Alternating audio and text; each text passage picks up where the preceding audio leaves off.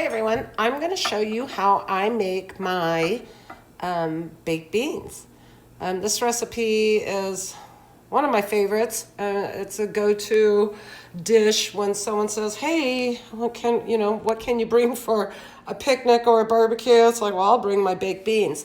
The trick with this baked bean is that it's not actually baked. It's all done on the stovetop.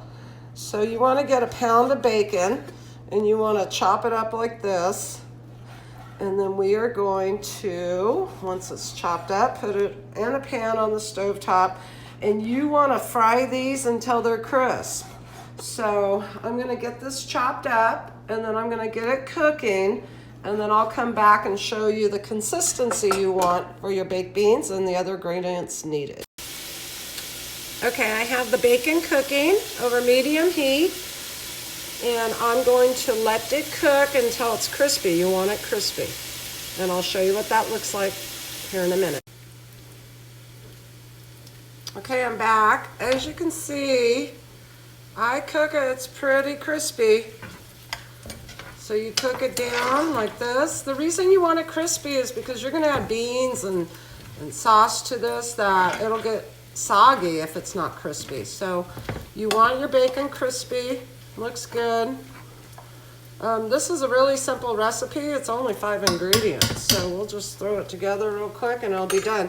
So the next thing I add is, I add pork and beans. Or you could also just add pinto beans. I don't drain the fat either. I just cook it all in there. So as you can see, I'm using a strainer. You want to strain these beans. I have skipped that step and not strain them, and then your beans, your baked beans are watery. You don't want that. So you add, I added 54-ounce can of beans and a small one. These are kidney beans, 1 can, strained. You want to strain those too. And then what we add is some smoked, hickory smoked barbecue sauce. Pour that in. You make your own, great.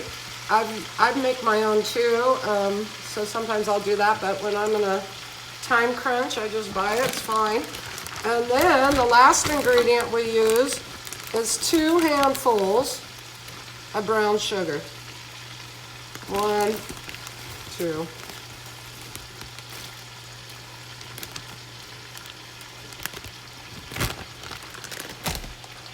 Now we stir it all together. Now usually I use a larger pan, like a pan that I would cook spaghetti in. One of my deep pans, but to make the video I needed to use this pan. But it all fits. Now if you're needing more, you could add more beans to it if you're feeding more people. But you can see this is good for 6 to 8. Everyone get a spoonful or 2. And then you just warm this thoroughly till you get the brown sugar and the sauce to warm up and cook.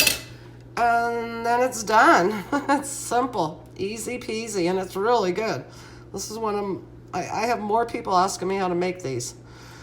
There you go, baked beans, Deb's Baked.